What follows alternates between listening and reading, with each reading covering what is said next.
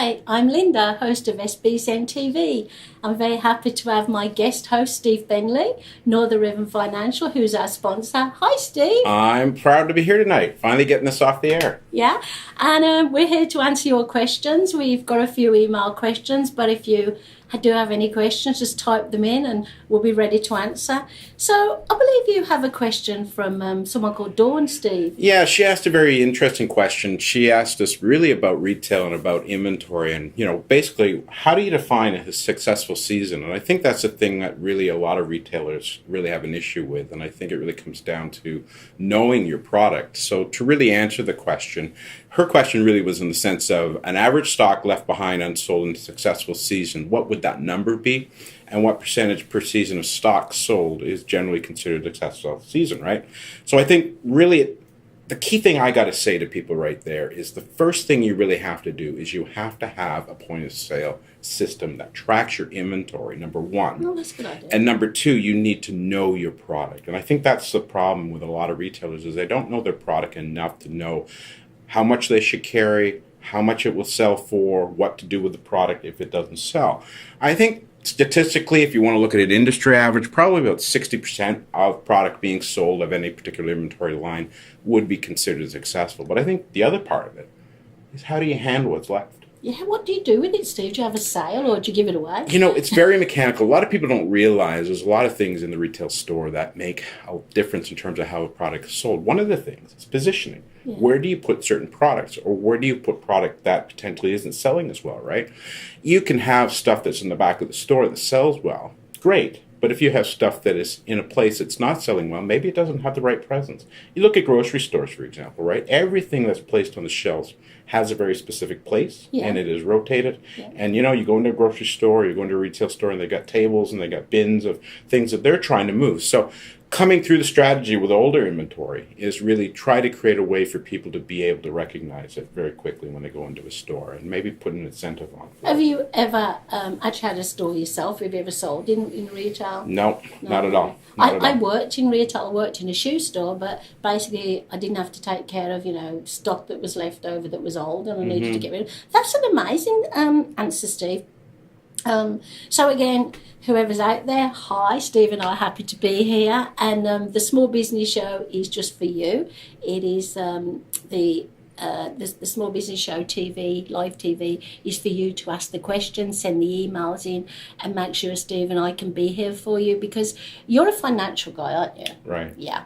And I'm a motivational speaker, I'm an author, but when we combine our skill set, we have a lot of skills to offer you, a lot of questions. My question, I think we'll probably both find relatively easy to answer, Steve. Just going to put my phone down a minute. It's about branding. And it's from Mark, and Mark wanted us to answer the question, what are the best ways to establish your brand? Now, it's a little bit difficult to be really specific, but we'll do our best not to be vague. So one of the things I think when you're building your brand, Steve, is to do it before you try and sell. And the other thing is, your credibility is on the line. So when you build a brand, be very, very authentic, the way we've been authentic, yeah. So think about the 3 key points in your brand that you want your customers, your would-be clients, your target market to really acknowledge, accept, and know that it is talking about your brand. So I made some points because I wasn't sure how many questions we would get, so I wanted to dash through this. Being memorable is one of the biggest things. What do you think, Steve? I'm very memorable because I tend to wear pink, but it's not just about what I wear. You've got to be very consistent. You've got to be seen to be seen. You've got to exhibit the behaviour that you would like, if you were the client, you would like the person that you're buying from to exhibit, because like attracts like, doesn't it, Steve? Mm-hmm. Your culture, your values, behaviour, all part of your brand. And it doesn't seem like I'm being very specific, but I am, because these are things that you do over time. You don't do all at once, and hopefully you'll do some of these before you actually start defining your brand. Establish before you're ready to sell. what your offering is, because if you don't know it, that's a big part of your brand. For instance, if I was going to, sell you, this bottle of water, which is very naughty, we shouldn't use bottle of waters anymore, I would have to define, first of all, who was really into drinking water from bottles and who was into the sustainability and stuff like that. Mm-hmm. It's a very good question, though, isn't it, Steve? I think the key point you just picked up there, for anybody, is before you can even brand yourself or even think about branding, you have to know your business. Mm-hmm. You have to know your product. You have to know what's important to you, what's not important to you, your values. Because if you're going out to represent yourself or sell, if you want, you have to be consistent, like you said. Yeah. Because if people are all over the place, then people take a little bit of hesitancy to want to deal with somebody. And networking is something Steve and I do really well. But when I started to network many years ago, I don't know about you, Steve, I didn't have a brand. I wasn't consistent. I was trying to sell before anybody knew who I was. So networking does work, but be consistent with where you network so people remember you. I think the other thing, too, is in the infancy of a business, too, not everybody really knows their brand. They have to develop it. So sometimes you have to go through some trial and errors in order to figure out what maybe you need to be talking about. Yeah. Maybe you need to learn about what to talk about. And those things are important to really understand. And I think in the infancy of a business, you should always be looking to refining your message. Well, yeah, because you have to have something change over time. Yeah, there's things that you're finding out, or things that you'll learn that will add to the value of that message, or maybe you'll learn, hey, I can't do it that way, so maybe I have to do it a different way. So a really good example is if you were selling washing machines, Steve. Mm-hmm. I would imagine that you choose your target market really carefully. And today, who uses washing machines more than, say, me and my husband, because there's only two of us in the house? Families. Mm-hmm. So if you design a washing machine and you design the brand around it, they're going to sell to busy families. One of the things that families want is basically consistency, that word again, value for money, and they don't want the washing machine to break down, do they? Right. So I think that's an important point, though. So if you look at just even evolution of washing machines, one of the things that people have is they don't want to do a full load. So there's maybe something small, or maybe some sports kit that people have to wash for a child going to a practice or something like that. So these little washing machines within the washing machines, I don't pretend to know a lot about washing, but I do. I look at that and I said, they're coming up with some innovations. And I think the biggest innovation right now is having a washing machine and a dryer in one unit. That's good, but what I really like, and I didn't have this when my 4 children were growing up way back, my new washing machine I got a couple of years ago, it's amazing, and the brand really stands out to me, because basically, say you put a few bits of washing in, it determines the water. So for me, reliability, cost saving, that's a big part of that brand. Well, big time cost saving. I mean, you look at the cost of water now, right? It's just crazy what people, I can't imagine having young kids anymore with the cost of water these days, right? But I think that really comes back to these large companies really have the infrastructure to create the proper marketing message and to gear a message. And they have a big program they go through in order, before they bring a product out, exactly how they're going to market it. So that lesson to even the small business owner is, hey, there's got to be a process you go through to develop that message and that brand. Definitely. So small, maybe, if you're not a big family, that's something that the brand should make a positive endeavour to make sure that the customers can see, the would-be customers. It's a little bit more difficult, isn't it, Steve, I think, when you haven't got something tangible to sell. Say e-commerce is easy today, isn't it, when you're building a brand, because it's all online and there's so much more marketing you can do online. That can be a problem, because it is immediately available. So if people aren't really paying attention to what they're doing, they can put something out there and then, I don't want to say it that way, or I should have done it different. So you got to be careful before you're posting anything on social media or using an e-commerce site. So I think we've really answered Dawn's question well and Mark's question well. And if you do want any more questions answered, you can always email us and we'll email you back. So another question I got from Tiffany. Mm-hmm. This is a really, really good one, because we love new businesses. Should she start a new business now, or should she be starting it later in the year? Like, is there a really good time? Is winter a good time to start a small business? I think it depends on the type of business. If you're selling a lawnmower, it's probably not. I think you've got to find and that's, again, understanding your business and understanding the environment on which you're selling. So sometimes the winter can be good, sometimes it's not. I think, it really depends on the nature of your business, right? Well, she gave me a little hint what she's going to be doing. She's going to be doing some graphic design, which I think is a really difficult business today because there are thousands of graphic designers out there. So I would say, Tiffany, it's not so much about the time of year, it's about how you build your foundations now, how you do your research. What do we say, Steve? Plan, prioritise and prepare. That's our 3 Ps, isn't it? So, Tiffany, that's what I would say for you. We did have another question. We had a question from, did you have the name on yours or is it on mine, Steve?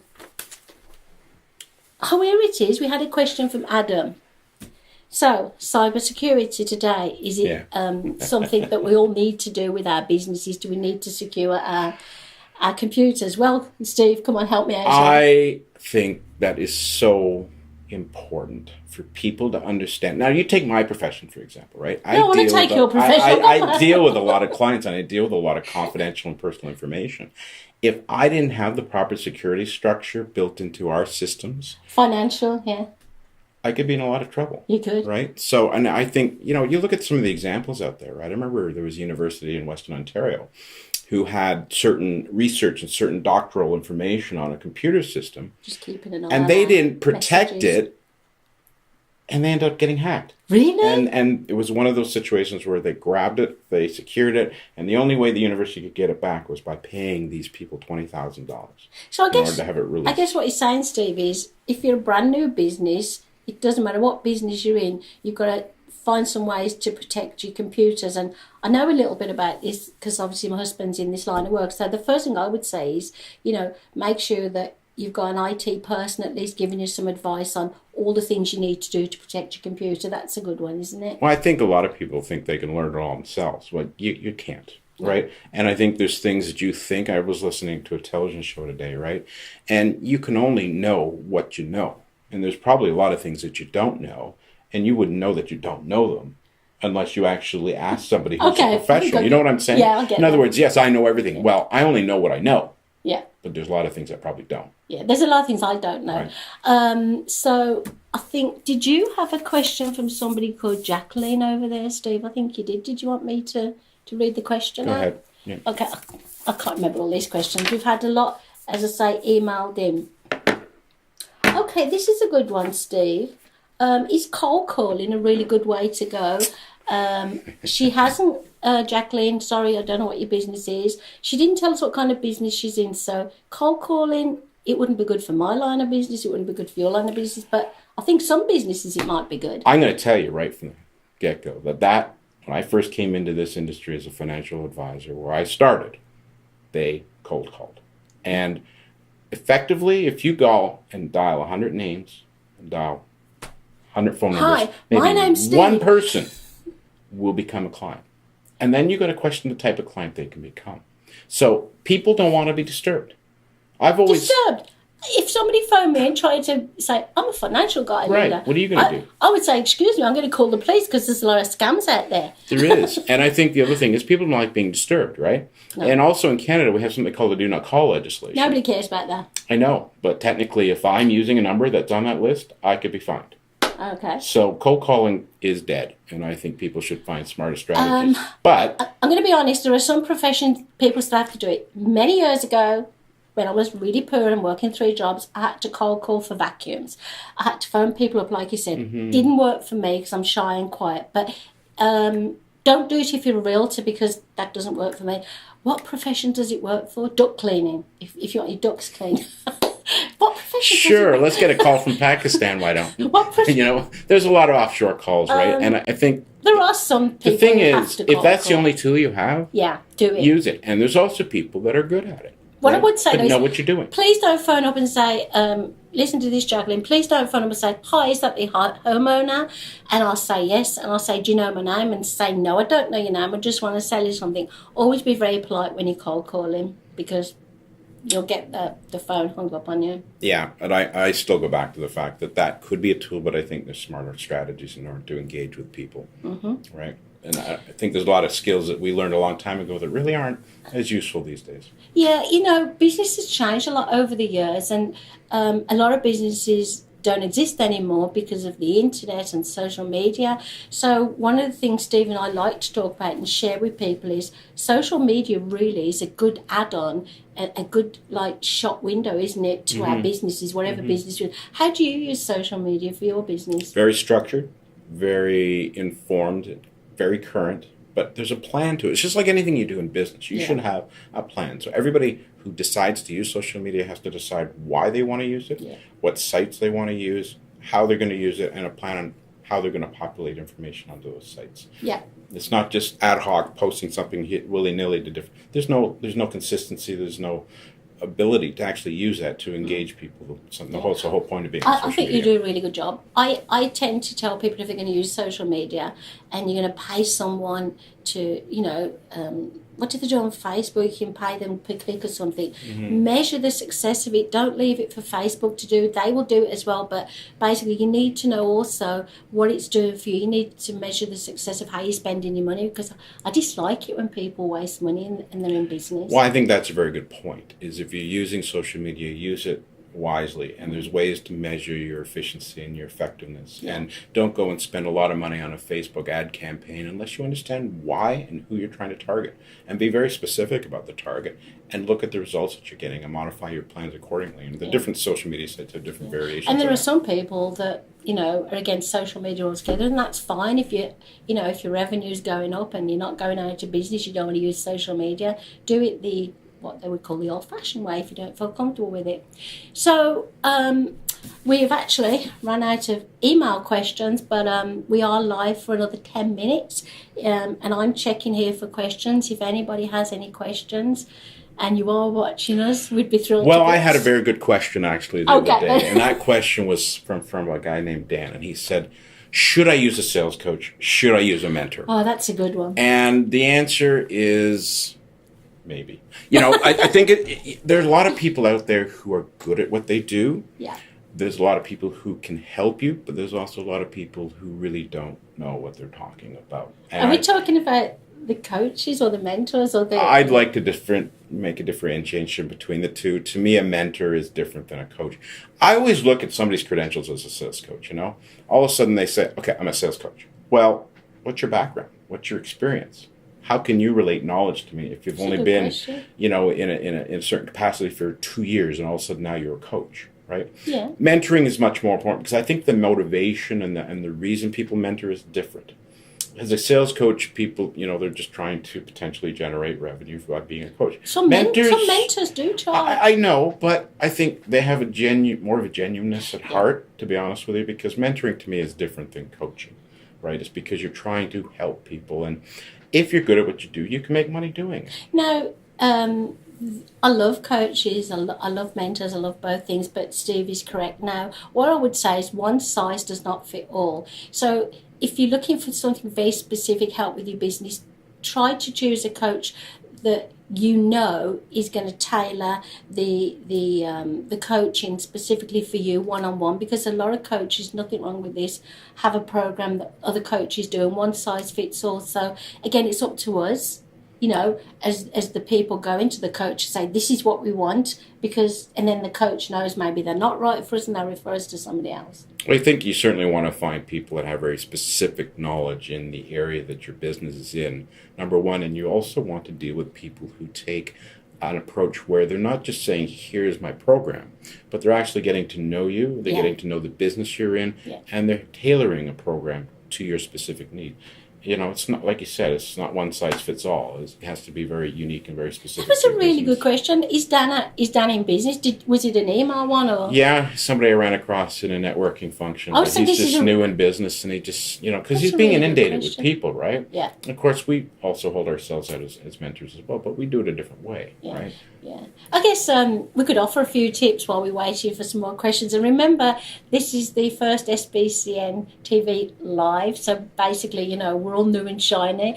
Some of the tips I would give if you're in business and you haven't built strong foundations is to look at, what's missing from your brand. We talked about a brand earlier. So a brand basically has different elements to it. And you could start off with a brand new brand that just has one element, which would be your marketing materials. And then you would add all the different elements, which could be the social media as part of your marketing, your message is part of your culture and how people take you. How many elements do you remember way back when you started in business, how many elements to your brand did you start off with? I think you need to start off with your what's your core message? Yeah, right? very basic. And I think that it has to evolve, and it's going to be different for every business, right? But I think the key thing is, how do you identify yourself? Coming up with a name is important, right? There's got to be, you don't just pick a name. There's got to be a reason that you're picking it, because it's got to incorporate your message. Then you have to have, if people want to call it a mission statement or a message, that's a core element, and it should be well composed as well. But that's got to drive and be integrated with your values. And those are the three things that you need. You've rebranded, so you know a lot about this. Yeah, and I think, but I'll also say that branding also continues to develop, right? It's not something where you just do it. Yeah. And I think another big thing is people, when they think about, well, we need a website. Yeah. Well, okay, but you need to make sure that everything you're doing, if it's marketing pieces, if it's a website, if it's social media, they all show and say the same thing about your brand. And there's so many inconsistencies you see out there, and people get confused. And if they can get confused, they're going to move on. The other thing, this is a good one as well. We're all in business to sell, but a lot of newer businesses, as you said, get inundated with people saying, buy from me, buy from me. So let's take the website, for instance. So if you are looking for a website to be built, go to at least 3 different people that are recommended to you and you trust. And also the questions that you are being asked should be relevant to you, not, I know what you want for your website. It should be, what would you like to use your website for? You know, it's an interesting point you bring up. I think you should do that in business in general whenever you're trying to engage a new supplier, a new contractor, or whoever to provide something. Get some comparable quotes, right? Yeah. But I know one particular guy who develops websites, and the first thing he says to somebody is, why do you want a website? Yeah. Or why do you need a website? And most people don't know. They just think that's the thing we have to have, right? It's what you don't know, you don't know. That's right. So the point is, he goes through that exploratory process to understand what is it these people need. And sometimes they don't even know, right? So I think that's the other thing. If you're working with a good professional, they can work you through to help you understand what you need and to understand why you need that as well, right? Yeah. I want to go back actually to Don's question for a second, right? We've had another thought. And you talked about, and it's planted a seed a little while ago, when you talk about as a financial advisor, planner, inventory is one of the big cost items for any kind of retail store. Yeah. And what thing that can kill a business is having too much stock, because it sits there, it's not generating any revenue. And you've really got to be careful of your purchasing points. What you buy, start small, work bigger, because you don't want to be caught up with a supply of something that doesn't sell. So you got to be very careful. Inventory is one of the number one killers of any kind of retail business. I do have a quick story though. I was at a networking event locally, and there was 5 women in business, amazing women, and one, it was I think it was called bridesmaids or wedding dresses. I can't remember because I only met them once. And basically, this young lady was asked how many, I think it was wedding dresses, how many wedding dresses did you purchase for your inventory when you first started off? And she said 100, and she thought that would be enough. They were scrambling to buy more wedding dresses because that is the kind of business that's very popular. So obviously, they now have an inventory of over, I don't know, 4,000 or 5,000 wedding dresses. Sure. And they fly off the shelf because it's like, okay, you'll love this, Steve. You go into a mall, how many women's clothes shops are there? How many... It's easier to count the men's shop, too, right? But even, makeup shops for women, but more men are now going into, say, the shops that sell the facial care, the creams. More men are using that, but it does seem like the demographic that shops the most is the women. Yeah, but you know what? I'm actually getting into some of the men care products right now. Nice. There's never anything wrong with that.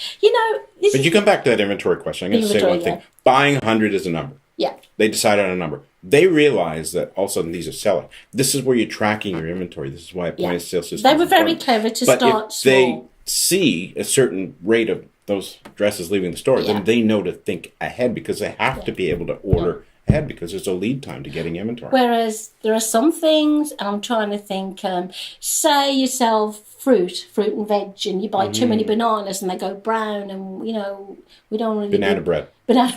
You see, he cooks, don't you, Steve? And I don't cook. You know, this has been great fun, and what I'm hoping is when we're back in 2 weeks with the SBCN TV, that we've got some live questions and that we can interact with you a little bit more. Even though it's been fun having the email questions and you know, coming up with some of our own I think ideas. the other thing is we're out and about, so we, in addition to getting people coming in and asking us questions or sending us emails with questions, is we get questions from people every day, right? So it's easy to relate, and this is a forum by which we can actually share that information and questions we're hearing real time with people. Yeah, but I'm really looking forward to when we do this again, Steve, because as you say, when we're out and about, I tend to forget for tonight what kind of questions I've been asked. Mm-hmm. So thank goodness we had some email questions and you were able to, you know, jump in with some ideas as well. We will be back, as I say. I can't remember the exact date. March 13th, which is a Wednesday night. Thank you, Steve. Oh, yes, because you had to change the date. It's okay. That's scheduling for you. Yeah, we're going to be back and we're going to be answering more questions for you.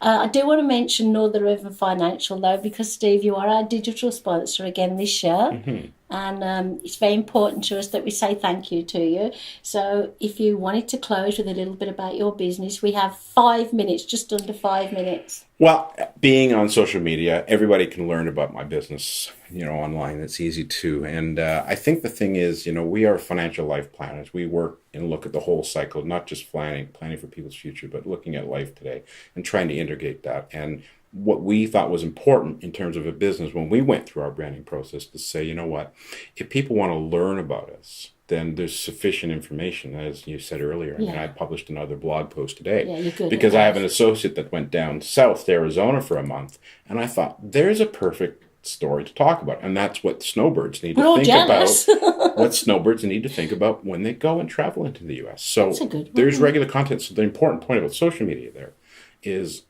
consistency. And so, for example, every 2 weeks we posted another blog article to our website over the last 3 years.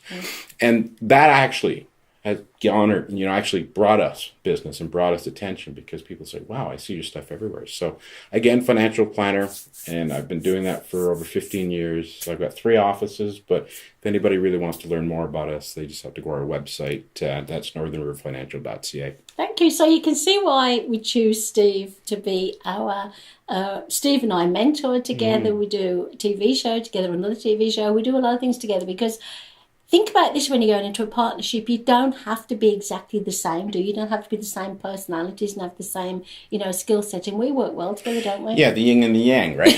I think that's important because, you know, you don't want people who are too much the same, because you don't get that dynamic interaction and people thinking from a different perspective. Yeah, we think differently, you see, and this is why it works, and this is why we were able to, you know, answer your questions tonight. So the SBCN TV, as I say, will be live. It is part of the Small Business Community Network, SBCN. We've been operating that now. I'm one of the co-founders with Dave Ockwell-Jenner it'll be 16 years this year. It will be. So it's a networking organisation, but what we like to do is reach out and bring experts in like Steve and basically say, Steve, can you be one of our members, mentors? Can you be one of our experts? We've done videos, haven't we? We've done everything. We've done everything you can do with small business. But what I will say is I have been a member of the SBCN, and I will say this publicly again. Number 2, a certain gentleman named Adam is number 1. But I've been with your organization for over 12 years now. Many years. We do thank you for that. We're very grateful. So I guess we're going to be wrapping up in a couple of minutes. Thank you for those of you who have been, you know, checked in live, and we'd love you to come back in 2 weeks on March 13th. You know that date because you're going somewhere special, aren't you? Tell us where you're going. On the 12th, I'm actually going to Guelph, and I'm going to be participating in a whiskey sampling night.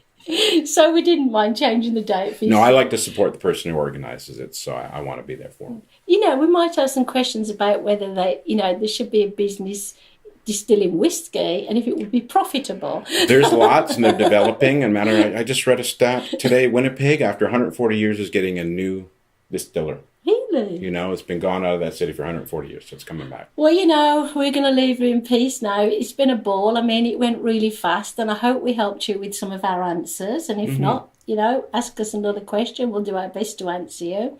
I hope you've enjoyed it. And Steve, thank you again for your time. It's been amazing. We really appreciate it. Well, I'm enjoying it. I'm looking forward to seeing how many people we get to actually send us questions. We've actually had a good response tonight, so I can anticipate once people get a little bit of knowledge of the. I find it fun. I can actually see the people there. I can actually visualize them saying, "Okay, I'll send some questions in next time." Yeah, and we'll keep our ears open too. So. There's a lot of common questions people ask that we can certainly relate as well. Yeah. And there will be videos of this for the people who didn't, manage to see it. There'll be a video up. So obviously you'll hear Steve's wealth of information and some of my ideas. And so I guess that's it. We're going to say goodbye now. All right. And we'll see you in 2 weeks.